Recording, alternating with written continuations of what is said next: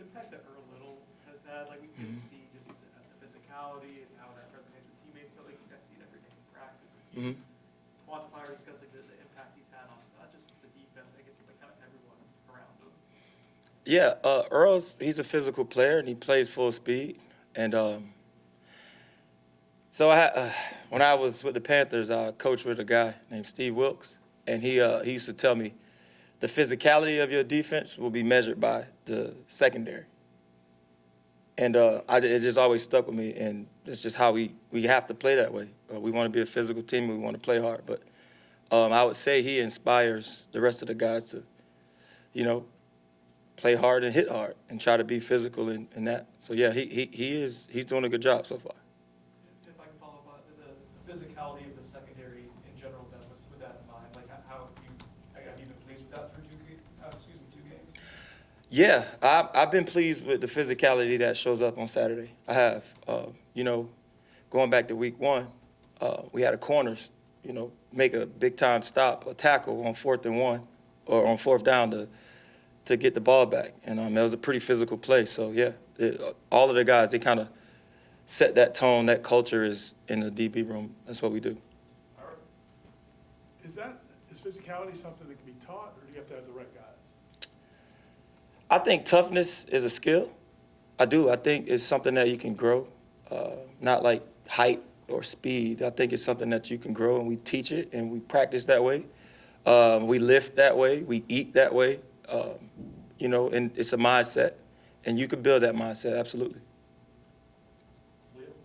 Ashlin Marker, you guys talked a lot about him coming into the season, and he's taken that step. He's made a mark against Alabama and again in the second week. What does it say about the confidence that he's just playing with? You kind of feel that going around the room, that everyone's feeding off each other's confidence.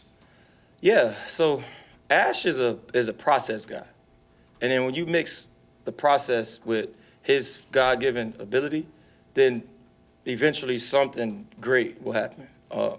I told Ashlin Barker in the spring that he was an NFL player, and I think he believes that more now than he has. But if you look at him, he looks different. He runs different. He can change direction. He's smart. He comes with the same approach every day. His mindset is, I just want to get better. He's a sponge. He asks questions. He asks the right questions, not just the coach-pleasing questions. He practices that way. It's not perfect. Defense is an imperfect side of the ball, but I respect him and his approach every day. So I'm pleased with what he's doing so far, but not surprised. I don't think any of the guys are really surprised.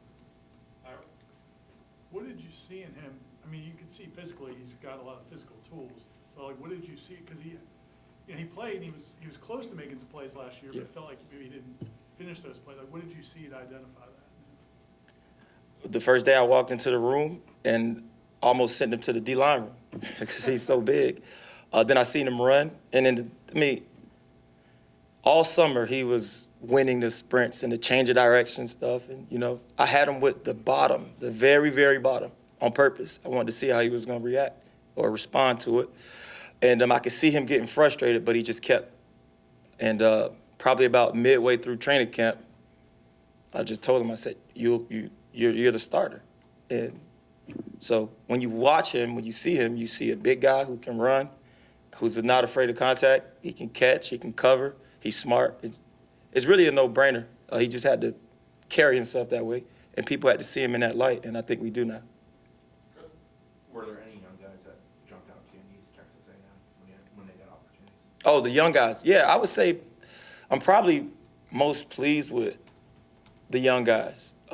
There's a standard. Honestly, to be honest, as a defense, I think we're past the state of who are we playing. I think we're more tapped into how do we get better, and that's a day-to-day thing. So when you see those guys going out there, like they line up the same way the first, second, that all the groups line up the same. They play with the same physicality. They play with the same effort.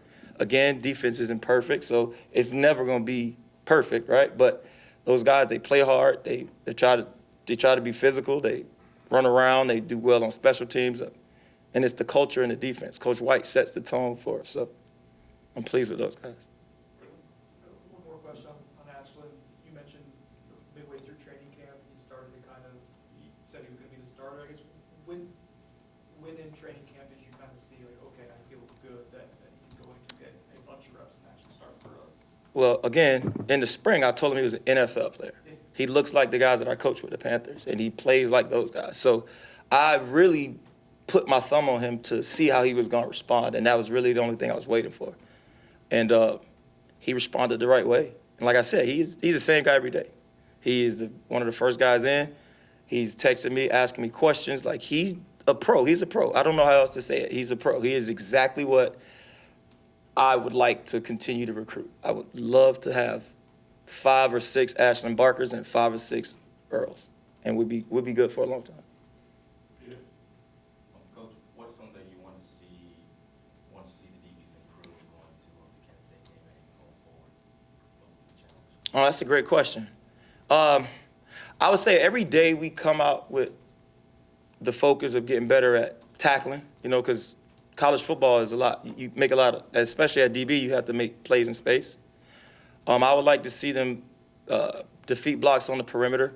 I would like to see them make more plays on the ball. I think we have 2 interceptions now. I think we should have more than that, and I want to see us continue to get good reads off the quarterback and stuff like that. Like I said, really day to day, I'm just watching the approach, and I've been pleased with that. I think we're process oriented, not really results. So I like where we are. I'm guessing because of Ashlin's journey, not really being recruited out of high school and having to go JUCO and not even playing there that year, and there seems to be a humility about him. Is that a good thing, or do you want your DBs to not be so humble? Be a little bit more. Okay, so there's something that I learned in the NFL, and I'm not trying to sound cool because I said the NFL. That's not it at all. So, like, when I walk into a room and I'm coaching Stephon Gilmore, and he asked me if he could play a different leverage, and this is my first time coaching in the NFL, and he's a Hall of Fame player, that's humility to me. And he's that way. J.C. Horn is about as brash and as you come. That's how he is every single day. So it's not cookie cutter. Like I said, I love JC's approach, and I love Gilly's approach, and I love Earl's approach, and I love Ash's approach. It's really about what they do day to day and not how they present themselves all the time. You talk about process. You talk about the film side of things. Yeah. Against East Texas, and we saw Earl jumps that route, misses the ball. He does get the pick. There was a few other instances in the first few weeks that you've seen where guys recognize plays. Yes. Where are you guys making the most strides in the film room, and just kind of how have you seen them really get into that detail-oriented process? Yeah, we talk a lot about offense and how offenses typically try to attack us. So I don't think you could play a good defense without understanding how they're trying to attack you. So I think we've grown in that area. I think they're more comfortable reading routes and playing with vision. We played a lot of back to the ball, man-to-man last year. It was an adjustment period for that. I think they know formations. I think they know backfield sets. I think things make sense to them now. It's been a learning curve, but I would say we probably made the most strides with their approach to meetings and their approach to film study and the methods in which they obtain and retain information. I think we're in the right spot. Those guys, they've turned themselves into film junkies. Like, you can see those guys walk around with an iPad and they just watch film all day. Like, when they're not doing classwork and they scholars and great students, then they're students of the game. So you can see that come to light. I think Jerry has a lot to do with that. The way Earl does it, those guys gravitate to those types of players. So I think we're in a good space right now when it comes to learning and applying it to the field. We've got time for one more, Brennan. How has Edwin done this season? I guess what have you liked from him where he needs to Yeah. develop? Edwin should be one of our best players. Let me start with that. Second, I'm very pleased with where he is right now. He missed a lot of time in spring ball where Ashlin didn't, where Earl didn't. He did. And I talk about the J curve a lot. Like, the J, he'll start out here, and then he'll probably get worse. But he just keeps attacking it, and then he'll grow exponentially. So I think he's on the growth side. He's living his life better. He's adapted to my style of coaching.